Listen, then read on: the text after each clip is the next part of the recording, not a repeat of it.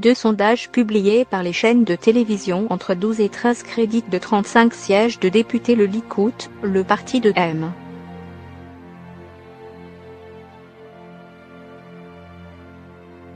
Netanyahou, et de 34 la liste bleu-blanc de son principal concurrent, Benny Gantz.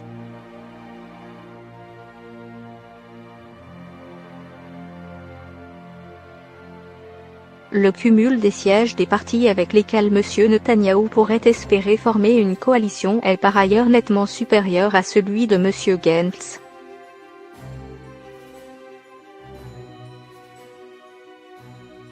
La radio-télévision publique a indiqué après comptage de 65% des votes, le parti de M. Netanyahou disposerait de 38 sièges sur 120 à la Knesset et la liste de Benny Gantz de 36.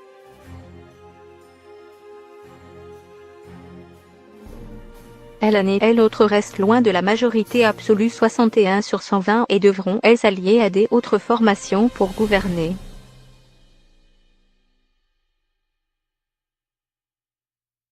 Ces chiffres sont à envisager avec prudence, les sondages ayant été démentis par les faits dans le passé et une part importante des bulletins restant à dépouiller.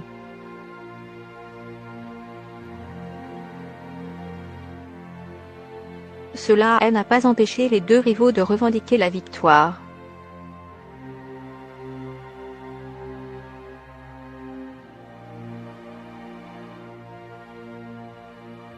Elle est magnifique, a dit M. Netanyahou, triomphant et embrassant sa femme sur les lèvres, à ses supporters enfiévrés à Tel Aviv.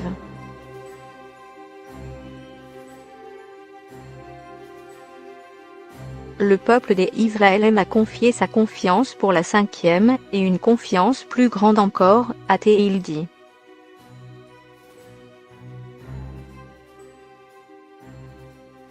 Il a promis un gouvernement de droite et a déjà approché les chefs des autres partis de droite en vue de former une coalition de gouvernement.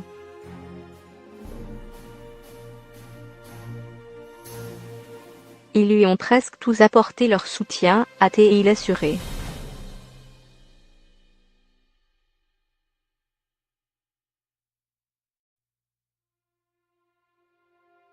Au quartier général de Bleu-Blanc à Tel Aviv, une énorme clameur s'est élevée à l'annonce des sondages, et les sympathisants se sont mis à danser en brandissant des drapeaux à l'étoile de David.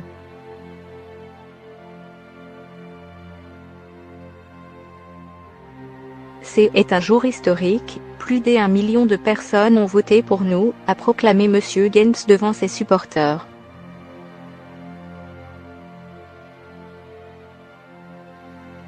Le président doit nous confier le soin de former le prochain gouvernement car nous sommes le parti le plus important, a-t-il revendiqué avant de promettre d'être le premier ministre de tous.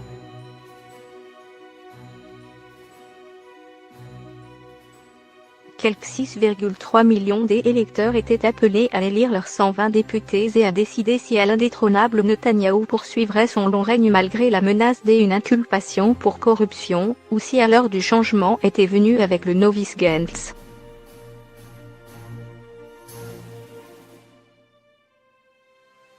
Faute de faire apparaître des différences de programme significatives, le scrutin avait toutes les allures d'un référendum sur la personne de M.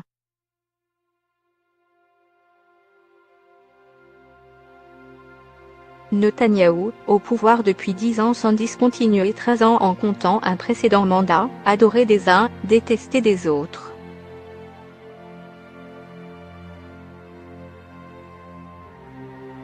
L'issue aura été incertaine jusqu'au bout, et environ 2 heures avant l'échéance, messieurs Netanyahou et Gantz battaient encore frénétiquement le rappel de leurs troupes.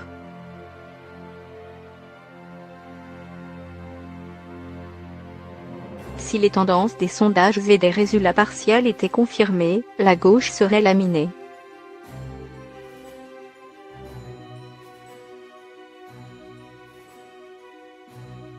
L'historique parti travailliste est crédité de 6 ou 8 sièges et l'une de ses dirigeantes, Sheli Yahimovich, s'est dite sous le choc.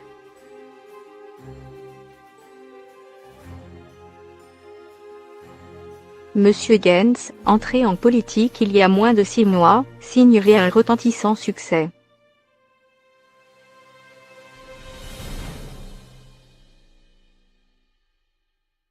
Je suis heureux, même si Gantz ne forme pas le prochain gouvernement. C'est un résultat historique, une énorme victoire pour une formation aussi nouvelle, est enthousiasmé à Tel Aviv un de ses supporters, Shuzan Levy, 61 ans.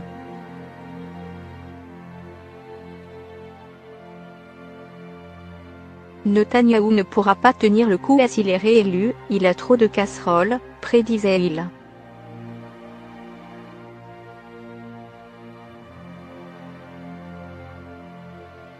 Quant à M. Netanyahou, en quête d'un 5e mandat, il ferait bien mieux que prévu.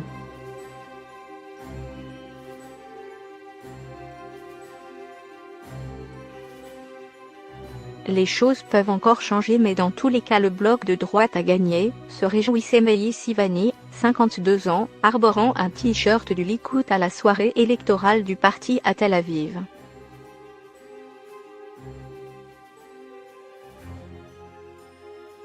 Une fois les résultats consolidés, s'ouvrira dans les prochains jours une période d'intense tractation en vue de former une coalition.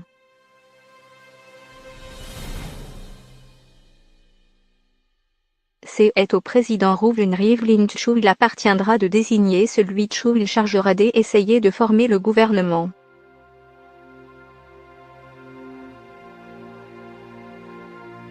Si son choix se portait sur M.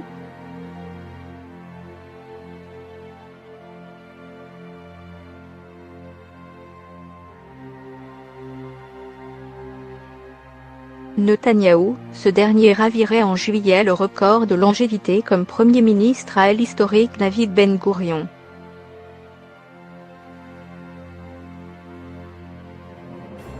Mais dès ses premiers mois, son gouvernement risquerait d'être troublé par ses ennuis judiciaires.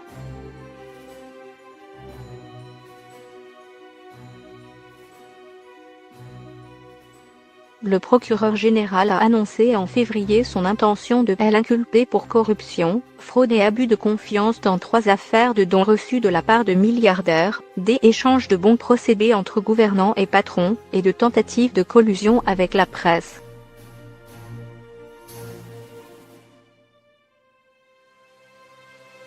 Monsieur Netanyahou clame son innocence.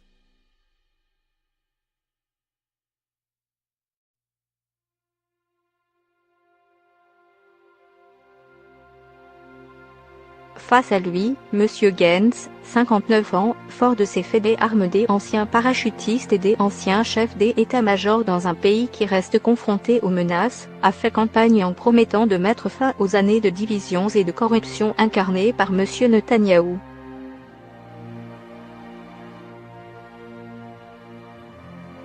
Non à la paix.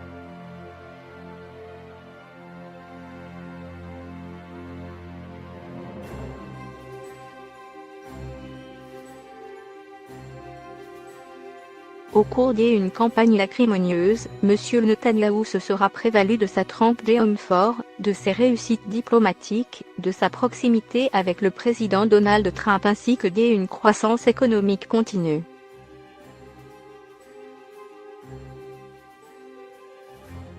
Comme en 2015, dans ce qui ressemble fort à un appel du pied à l'électorat de droite, M. Netanyahou est sorti de sa manche une surprise de dernière minute en se disant prêt, au mépris d'un large consensus international, à annexer les colonies israéliennes de Cisjordanie, territoire palestinien occupé depuis plus de 50 ans par Israël.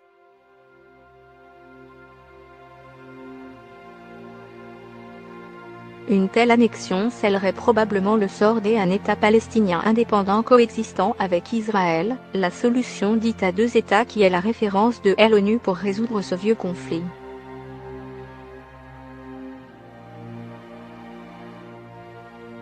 Commentant les sondages à la sortie des urnes, Saeb Erekat, au responsable palestinien, a estimé que les Israéliens avaient dit non à la paix et oui à l'occupation des territoires palestiniens.